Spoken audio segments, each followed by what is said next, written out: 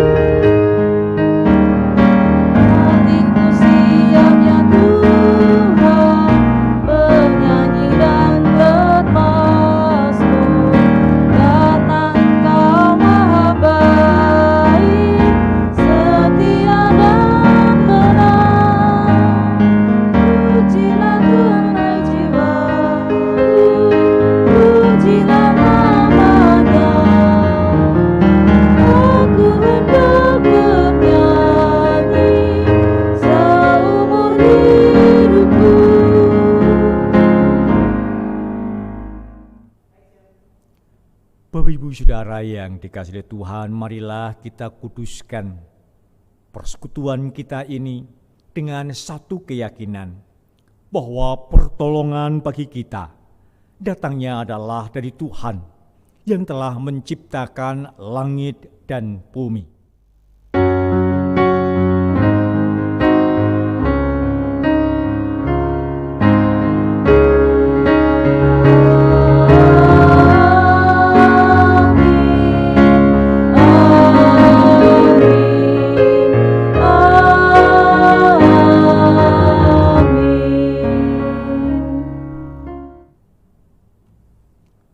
Tuhan besertamu.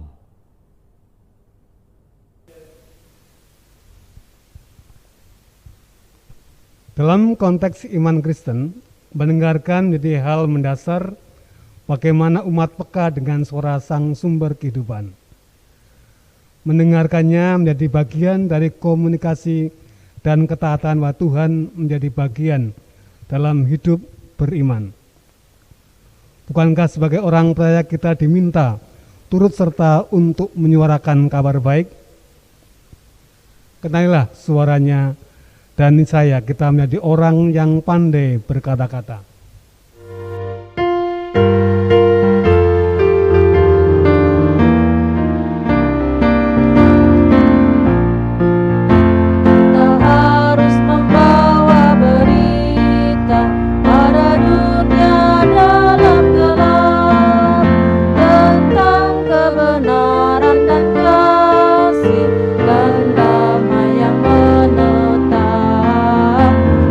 Damai yang menetap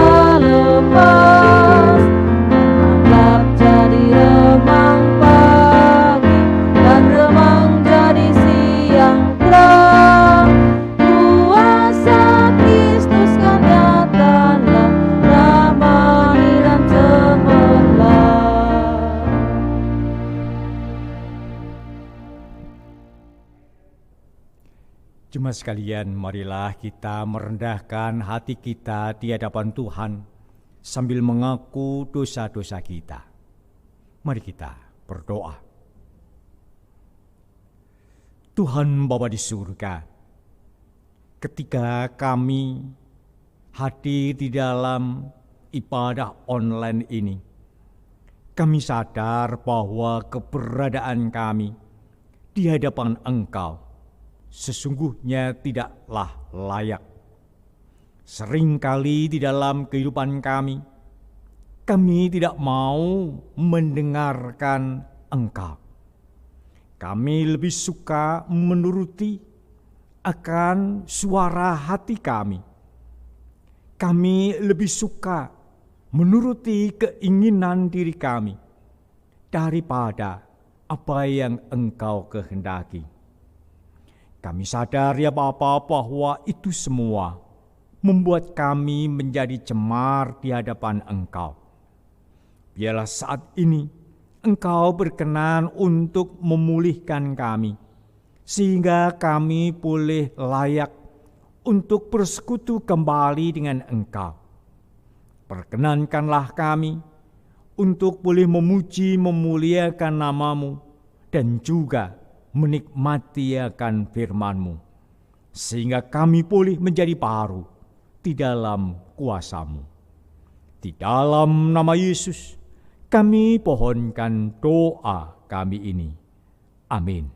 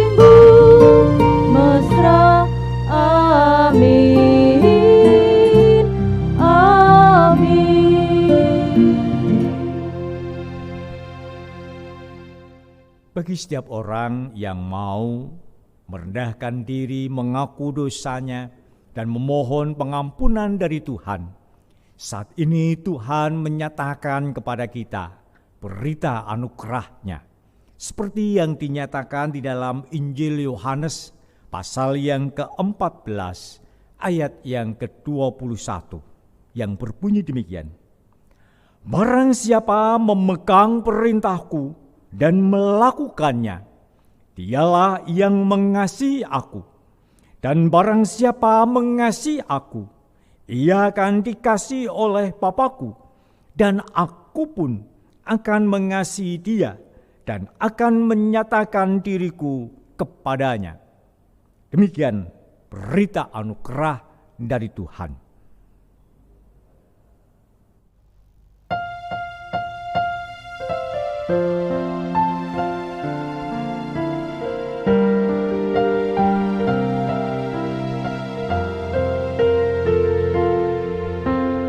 Siapkan hatiku Tuhan, menyambut firman-Mu saat ini.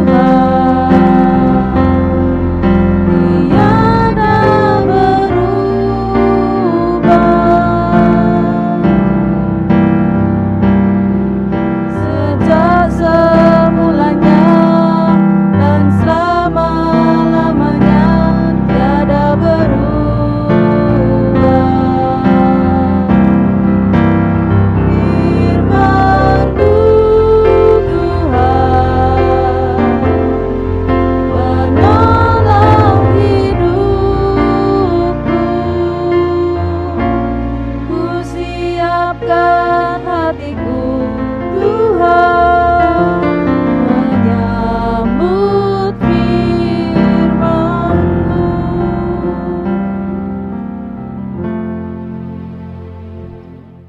Bapak, Ibu, dan Saudara, sebelum kita membaca dan menikmati firman Tuhan, mari kita berdoa memohon pimpinan dan penyertaan Tuhan. Bapa di dalam surga, saat ini kami siap untuk menyambut firman-Mu. Kami membuka telinga kami membuka pikiran kami membuka hati kami untuk Engkau. Nyatakanlah kepada kami kehendak-Mu, dan mampukanlah kami untuk memahami dan mengertinya dengan baik, dengan benar, dan dengan jelas. Sehingga kami mampu menjadi pelaku-pelaku firman-Mu. Kami serahkan hamba-Mu ini untuk boleh menjadi alat dalam pemberitaan firman-Mu. Di dalam nama Yesus, kami pohonkan doa kami ini. Amin. Bapak, Ibu, dan Saudara, firman Tuhan yang akan kita gumuli pada saat ini dinyatakan di dalam Injil Markus pasal yang ke-6 ayat 14 sampai dengan ayat 29. Firman Tuhan menyatakan kepada kita demikian. Raja Herodes juga mendengar tentang Yesus, sebab namanya sudah terkenal, dan orang mengatakan, Yohanes Pembaptis sudah bangkit dari antara orang mati, dan itulah sebabnya kuasa-kuasa itu bekerja di dalam dia. Yang lain mengatakan, dia itu Elia. Yang lain lagi mengatakan, dia itu seorang nabi, sama seperti nabi-nabi yang dahulu. Waktu Herodes mendengar hal itu, ia berkata, bukan. Dia itu Yohanes yang sudah kupenggal kepalanya dan yang bangkit lagi. Sebab memang Herodeslah yang menyuruh orang menangkap Yohanes dan membelenggunya di penjara, berhubung dengan peristiwa Herodias istrinya Filipus saudaranya, karena Herodes telah mengambilnya sebagai istri. Karena Yohanes pernah menegur Herodes, tidak halal engkau mengambil istri saudaramu. Karena itu Herodias menaruh dendam pada Yohanes dan bermaksud untuk membunuh dia. Tetapi tidak dapat, sebab Herodes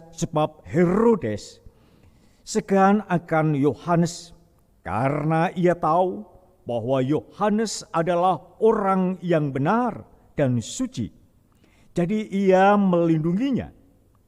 Tetapi apabila ia mendengarkan Yohanes, hatinya selalu terombang-ambing. Namun ia merasa senang juga mendengarkan dia. Akhirnya tiba juga kesempatan yang baik bagi Herodias, ketika Herodes pada hari ulang tahunnya mengadakan perjamuan untuk pembesar-pembesarnya, perwira-perwiranya, dan orang-orang terkemuka di Galilea. Pada waktu itu anak perempuan Herodias tampil lalu menari, dan ia menyukakan hati Herodes dan tamu-tamunya. Raja berkata kepada gadis itu, minta daripadaku apa saja yang kau ingini, maka akan kuberikan kepadamu. Lalu bersumpah kepadanya, Apa saja yang kau minta akan kuberikan kepadamu, sekalipun setengah dari kerajaanku. Anak itu pergi dan menanyakan ibunya, apa yang harus kuminta? Jawabnya, kepala Yohanes Pembaptis. Maka cepat-cepat ia pergi kepada raja dan meminta, aku mau supaya sekarang juga engkau berikan kepadaku kepala Yohanes Pembaptis di sebuah talam. Lalu sangat sedihlah hati raja. Tetapi karena sumpahnya dan karena tamu-tamunya, ia tidak mau menolaknya. Raja segera menyuruh seorang pengawal dengan perintah supaya mengambil kepala Yohanes. Orang itu pergi dan memenggal kepala Yohanes di penjara. Ia membawa kepala itu di sebuah talam dan memberikannya kepada gadis itu. Dan gadis itu memberikannya kepada ibunya. Ketika murid-murid Yohanes mendengar hal itu, mereka datang dan mengambil mayatnya, lalu membaringkannya dalam kuburan. Sampai di sini pembacaan firman Tuhan. Berbahagialah kita yang taat dan setia, menjadi pendengar dan sekaligus pelaku-pelaku firman-Nya. Haleluya.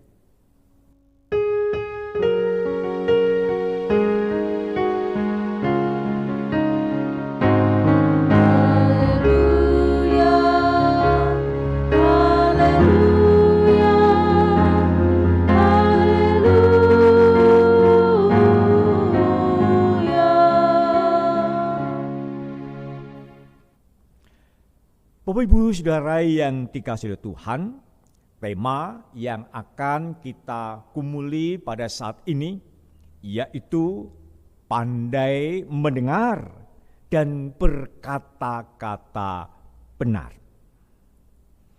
Mendengar adalah sesuatu yang membuat orang bisa berkata-kata. Seorang yang tidak pernah bisa mendengar suara, maka ia tidak akan bisa berkata-kata.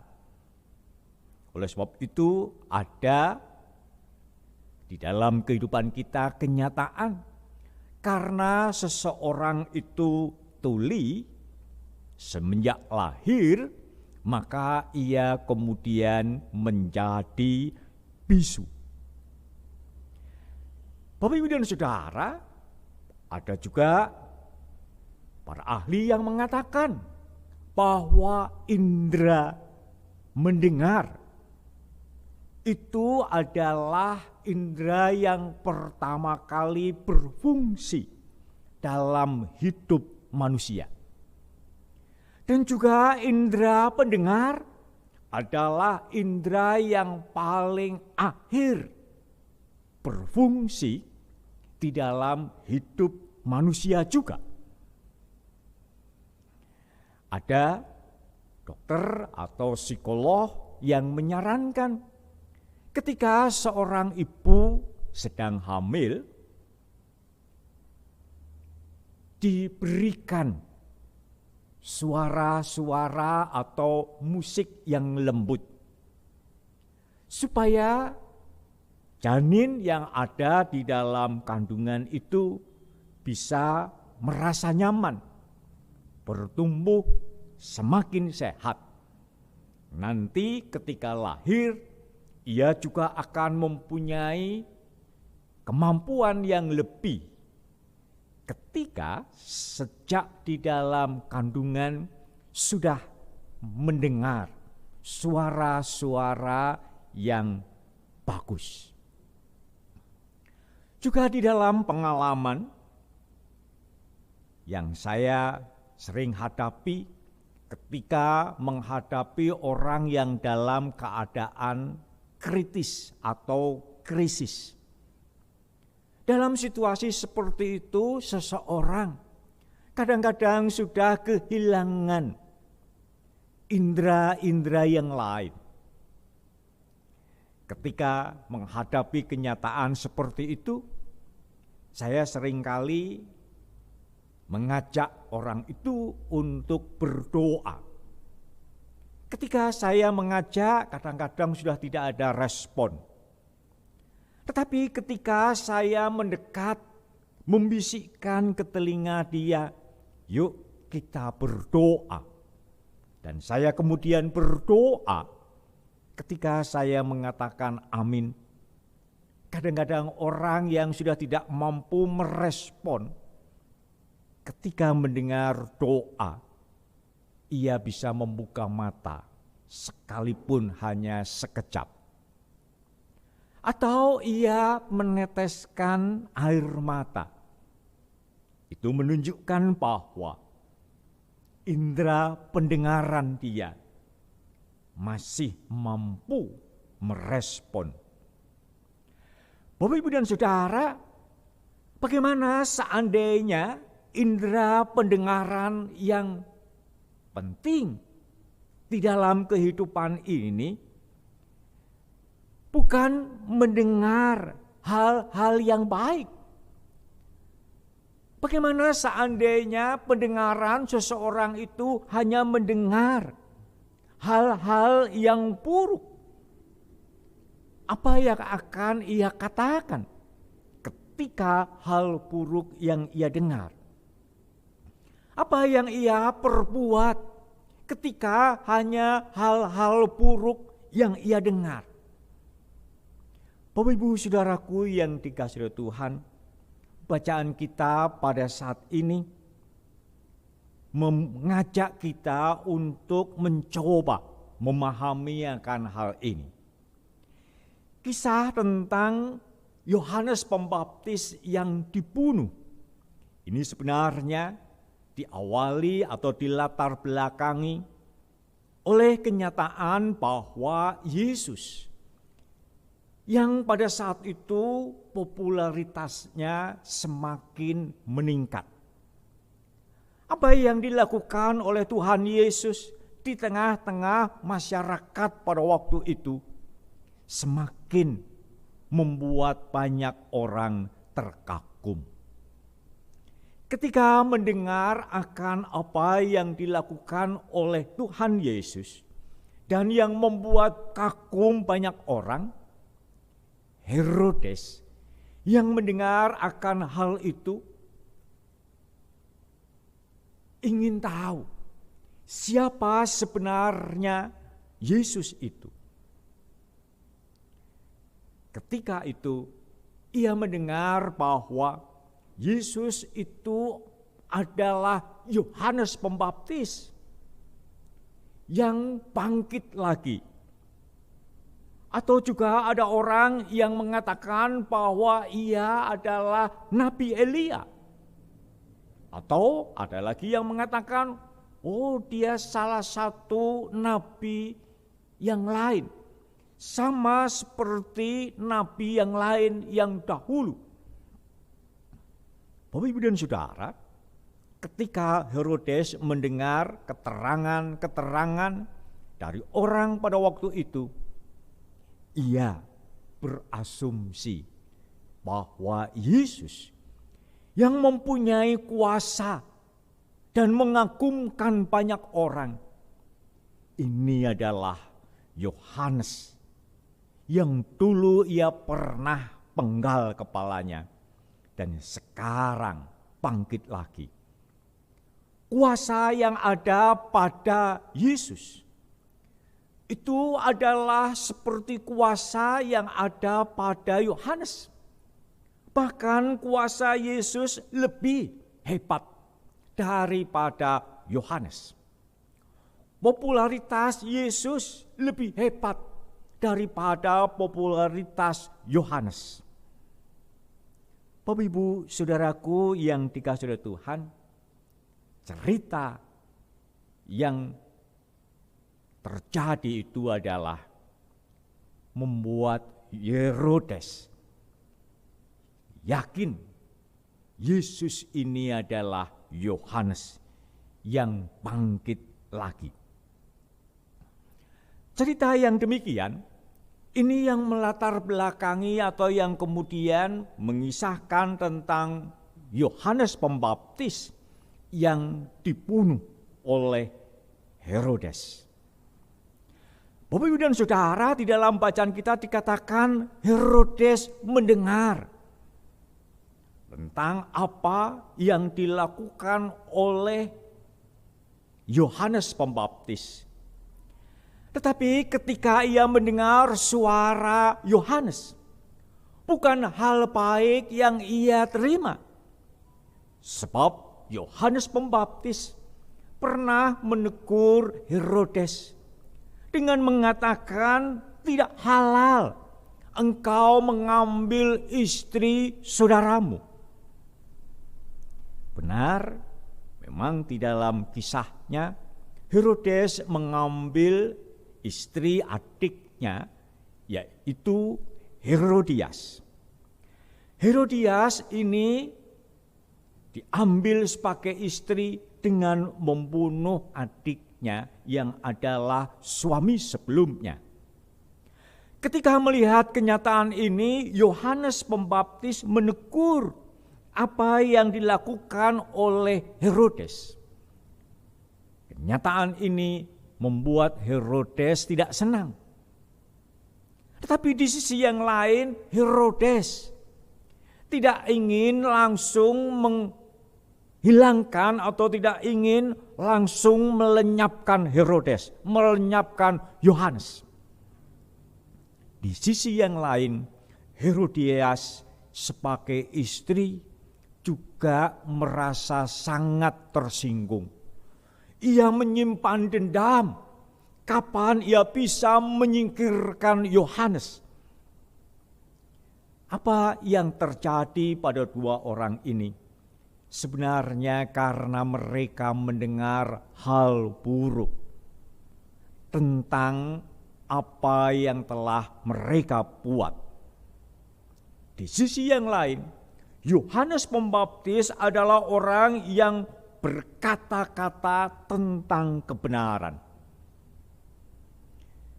Apa yang terjadi pada Herodes dan juga Herodias yang ingin untuk menyingkirkan Yohanes pada suatu saat tiba, yaitu ketika Herodes dikatakan berulang tahun. Ketika Herodes berulang tahun, ia mengundang pembesar-pembesar di kerajaannya. Ia mengundang para pengawal-pengawal di istananya. Ia mengundang tamu-tamu di istananya. Dan ketika pesta itu berlangsung, diceritakan Salome, anak Herodias, tampil di tengah-tengah para tamu dan juga Raja Herodes. Dia menari. Rupa-rupanya tarian Salome, anak Herodias ini, mengagumkan banyak orang. Banyak orang yang kemudian memuja, menyanjung akan kehebatan Salome. Ketika itu terjadi, Herodes kemudian berkata kepada Salome, "Apa saja yang kamu minta akan kuberikan." Bahkan kemudian Herodes menyatakan sumpah di depan orang banyak.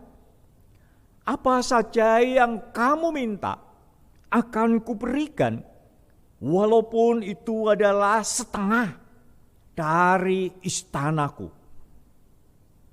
Raja rela memberikan setengah dari istananya, dari kerajaannya untuk Salome.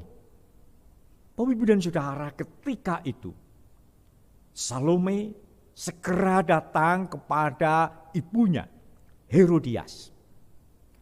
Di mata Herodias, kesempatan yang diberikan oleh Herodes kepada anaknya Salome ini adalah kesempatan untuk ia bisa membalas dendam, untuk ia bisa memuaskan akan sakit hatinya kepada Yohanes. Sehingga ia dengan segera berpesan kepada Salome, mintalah kepala Yohanes Pembaptis. Bapak, Ibu, dan Saudara,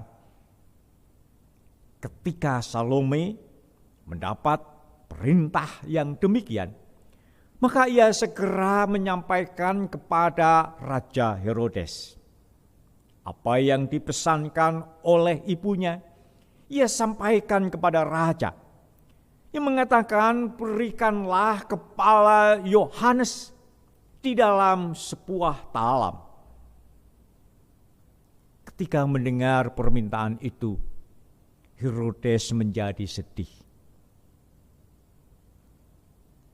Apa yang tidak dibayangkan saat itu terjadi?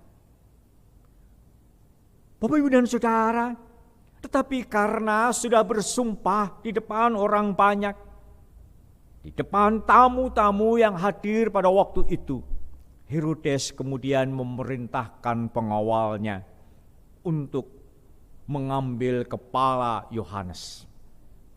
Dan benar, Yohanes kemudian dipenggal kepalanya dan diserahkan kepada Salome di dalam sebuah talam.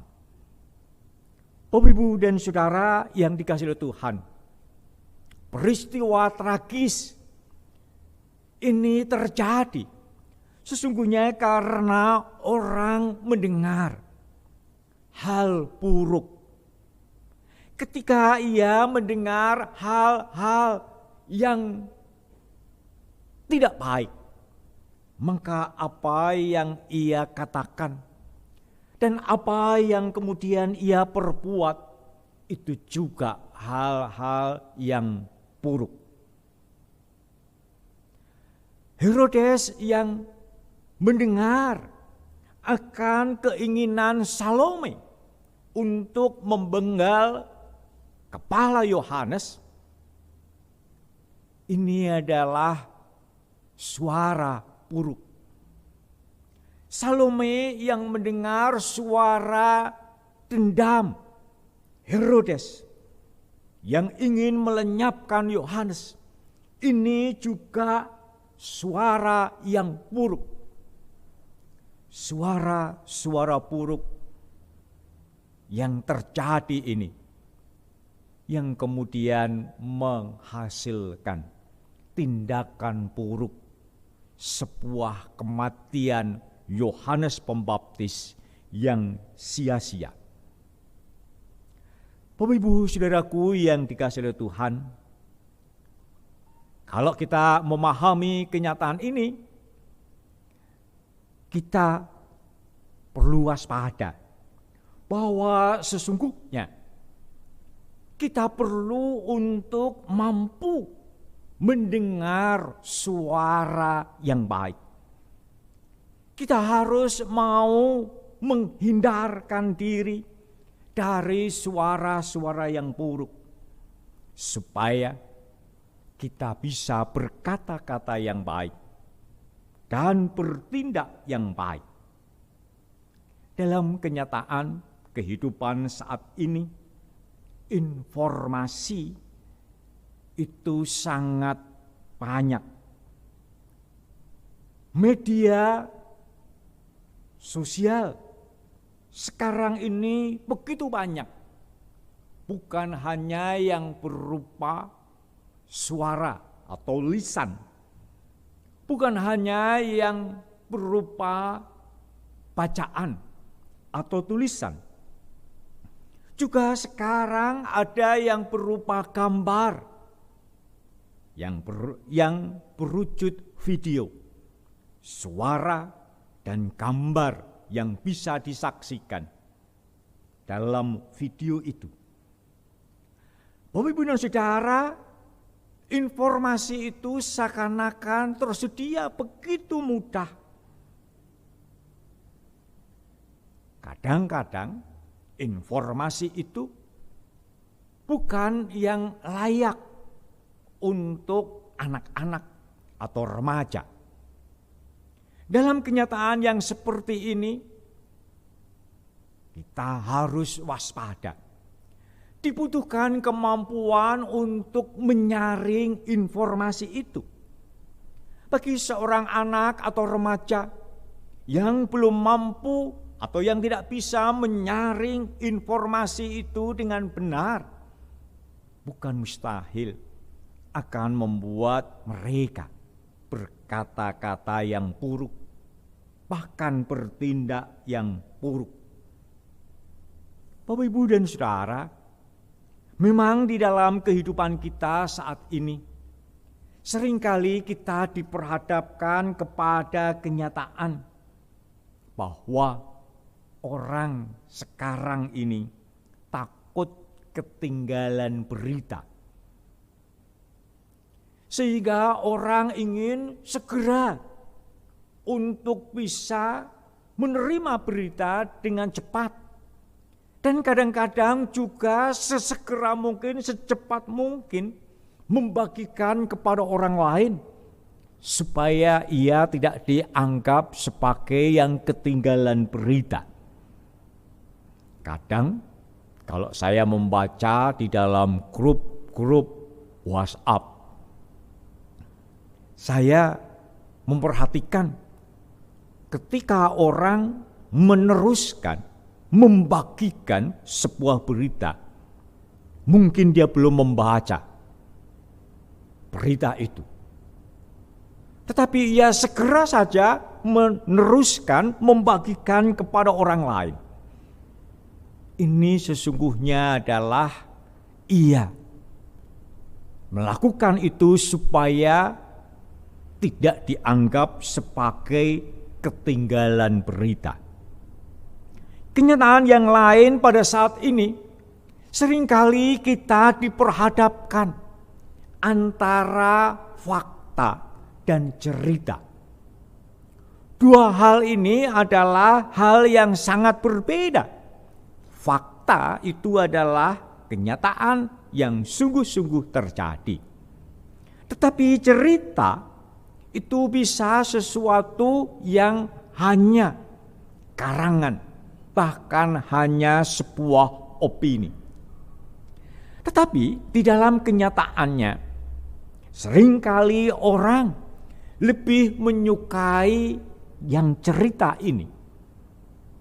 Saya seringkali membaca di dalam grup-grup WhatsApp itu cerita tentang suatu obat atau obat herbal yang dikatakan, wah ketika saya minum ini saya segera sehat, saya segera pulih, penyakit saya hilang. Seakan-akan cerita itu adalah sebuah kebenaran. Padahal seringkali selain minum obat herbal itu, alternatif itu dia juga melakukan pengobatan medis. Yang ini, fakta yang ini tidak diceritakan. Yang hebat, yang seakan-akan, yang herbal, yang alternatif. Ini yang sering kali kita hadapi. Hal yang lain yang juga seringkali terjadi di dalam kehidupan kita, seringkali kenyataannya adalah orang berkata-kata tetapi tanpa menyapa. Saya juga sering menghadapi kenyataan ketika orang berkumpul dalam sebuah ruangan atau juga dalam sebuah keluarga yang tinggal dalam satu rumah. Mereka berkomunikasi bukan dengan saling menyapa, tetapi berkomunikasi lewat WhatsApp. lewat SMS. Bapak, Ibu, dan Saudara, ini kenyataan yang terjadi. Berkata-kata tanpa bertegur sapa secara langsung. Inilah tantangan kita pada saat ini. Bagaimana kita bisa mendengar dengan baik? Bagaimana kita bisa mendengar yang baik? Seandainya yang sering kali kita hadapi bukanlah kebenaran. Terlebih lagi kalau kita mempertanyakan bagaimana dengan berita Injil. Ketika kita mendengar berita Injil, berita sukacita, apa yang harusnya kita lakukan? Bapak, Ibu, Saudara yang dikasihi oleh Tuhan, saya mengatakan ketika kita berhadapan dengan berita Injil, seperti yang sekarang ini sedang saya sampaikan, seharusnya kita bukan hanya sekedar mendengar. Dalam bahasa Inggris, kata yang digunakan untuk mendengar yaitu hear. Mendengar. Tetapi untuk berita Injil seharusnya kita bukan hanya sekedar mendengar. Bukan dengan suatu tindakan yang biasa-biasa tanpa sengaja, tetapi seharusnya kita mau mendengarkan Injil. Bahasa Inggris menggunakan kata listen. Jadi untuk kita mendengar berita Injil harusnya kita mau mendengarkan. Sengaja menyediakan diri untuk mau mendengar. Itu adalah mendengarkan. Bapak, Ibu, dan Saudara, sayangnya di dalam kenyataan seringkali orang tidak suka untuk serius mendengarkan firman Tuhan. Saya seringkali mengamati ketika sebuah tayangan ibadah online dilakukan. Di dalam gambar pada bagian bawah itu ada catatan. Tayangan ini disaksikan oleh berapa orang. Saya seringkali memperhatikan itu. Ketika ibadah dimulai, yang menyaksikan viewernya mungkin mulai dari 3, kemudian meningkat sampai kadang-kadang 35 viewer. Ketika nyanyian, ketika ibadah itu sedang dimulai. Ketika sampai pada khotbah atau di tengah-tengah khotbah biasanya viewernya menurun. Yang tadinya 35 turun sampai 30. Nanti kalau selesai khotbah atau mendekati akhir, ya paling viewernya tinggal 25 saja. Apa arti ini? Orang kadang-kadang malas untuk serius mau mengikuti pemberitaan Injil. Seakan-akan mendengar berita Injil itu cukup sekedar saja. Bukan dengan kesungguhan, bukan dengan keseriusan. Saya kadang-kadang sedih kalau pada akhir khotbah, justru ketika berkat khotbah itu akan berakhir, kemudian berkat dinyatakan, yang menyaksikan ibadah itu sudah berkurang. Saya berharap Bapak, Ibu, Saudara yang sedang menyaksikan ibadah ini tidak termasuk seperti yang saya katakan tadi. Ketika menjelang akhir ibadah, sudah tidak lagi menjadi viewer. Tapi Bapak Ibu mau mengikuti ibadah ini sampai akhir.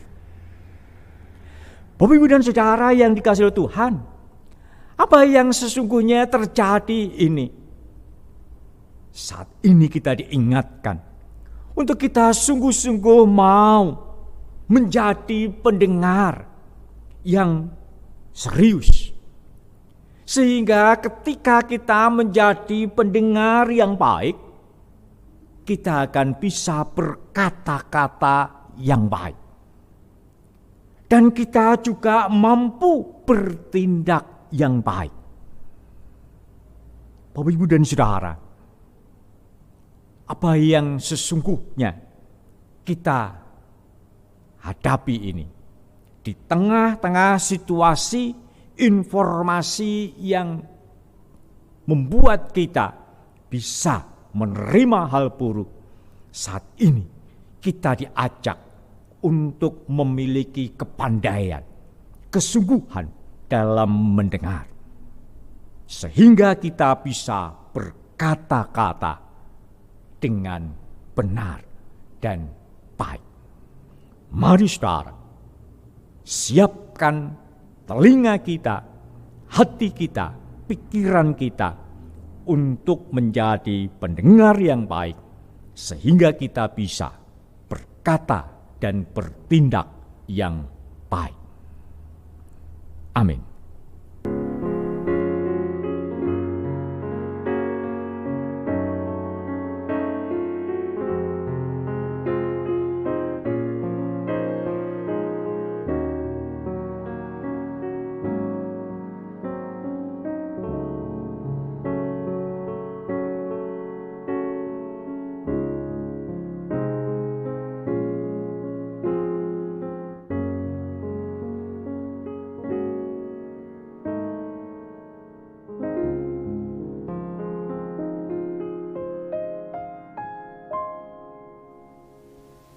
Bersama dengan umat Allah di sepanjang masa, mari kita ikrarkan dan teguhkan kembali akan apa yang kita imani dengan bersama mengucapkan pengakuan iman rasuli yang demikian.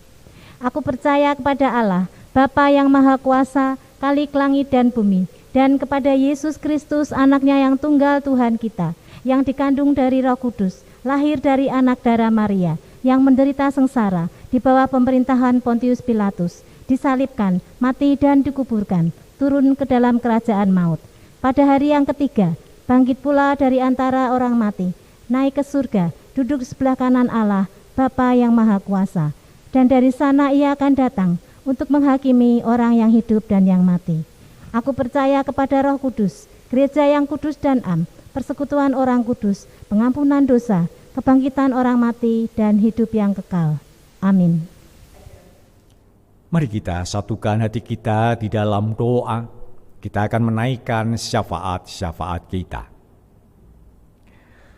Tuhan Bapa di surga, sungguh kami bersyukur untuk firman-Mu yang boleh mengajar kami, menegur kami, mengingatkan kami, supaya kami mau menjadi pendengar-pendengar yang baik, sehingga kami mampu berkata-kata yang baik, bahkan bertindak yang baik. Kiranya apa yang telah kami dengar tidak menjadi sia-sia, melainkan mampu untuk kami wujud nyatakan di dalam kehidupan kami hari demi hari. Saat ini ya Bapa, perkenankanlah kami memohon kepadamu.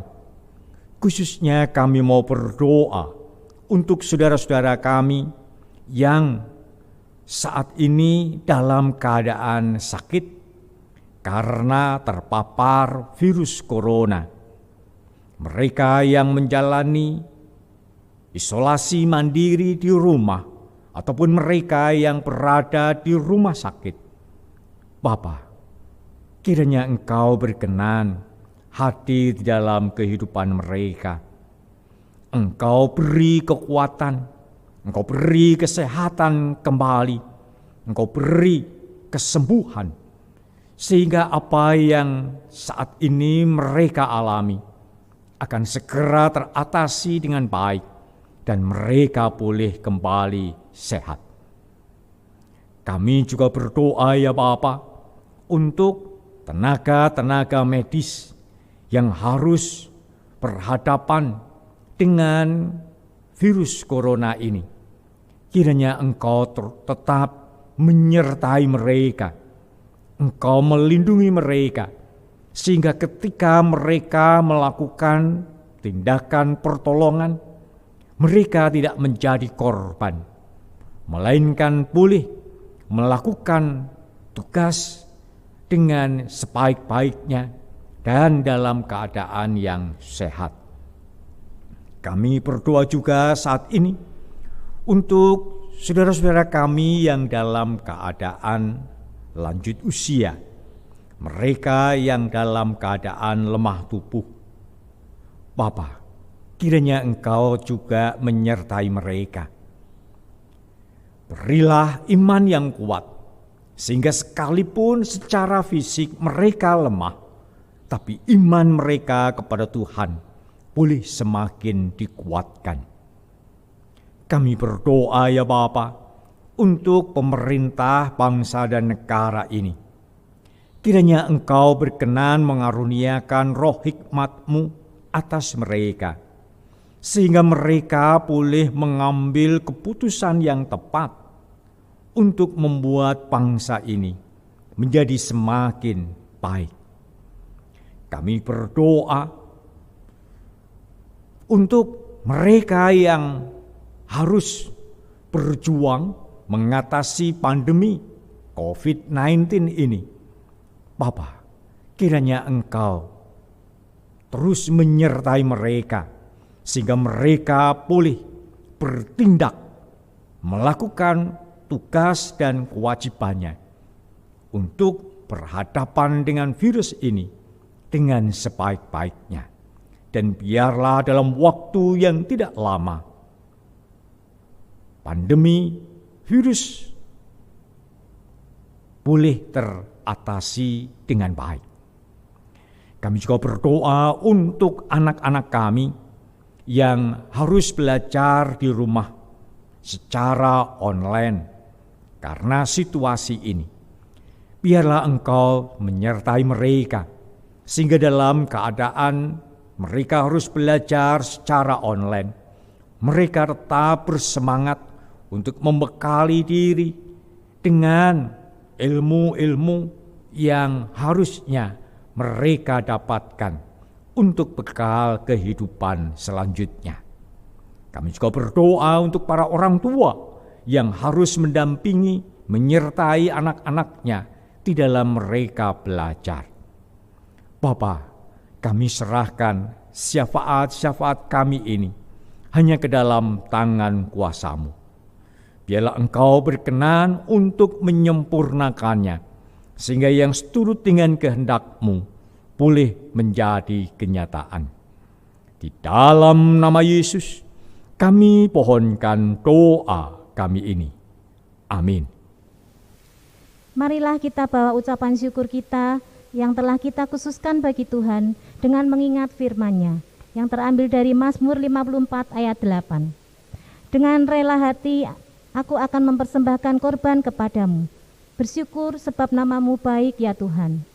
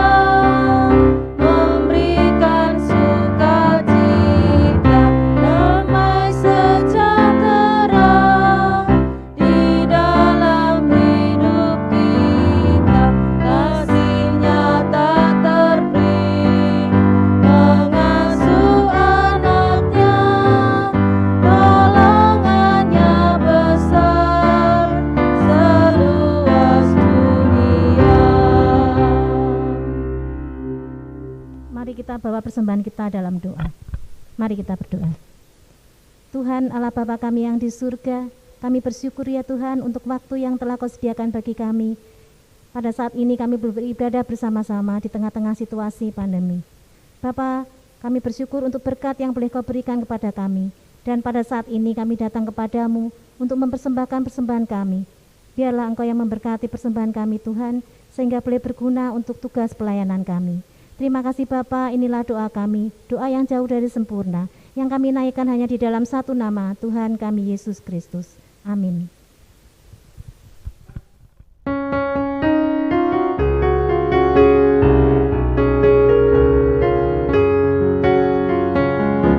Sekalipun diriku dapat berkata-kata dengan semua bahasa manusia dan bahasa malaikat ataupun yang lainnya, tapi jika aku tak mempunyai kasih, aku serupa kang yang menggema dan canang yang gemerinci.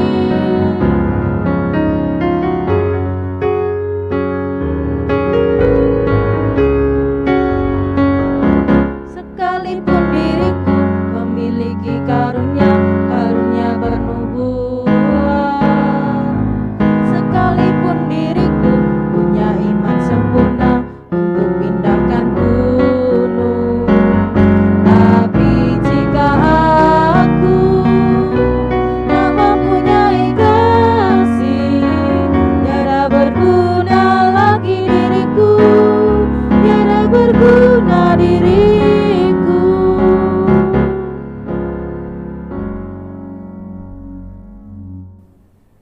Bapak Ibu Saudara yang dikasihi oleh Tuhan, arahkanlah hatimu kepada Tuhan.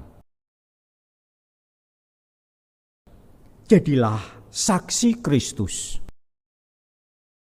Terpujilah Tuhan. Dan sekarang terimalah berkat Tuhan. Tuhan memberkati engkau dan melindungi engkau. Tuhan menyinari engkau dengan wajah-Nya dan memberi engkau kasih karunia. Tuhan menghadapkan wajah-Nya kepadamu dan memberi engkau damai sejahtera. Amin.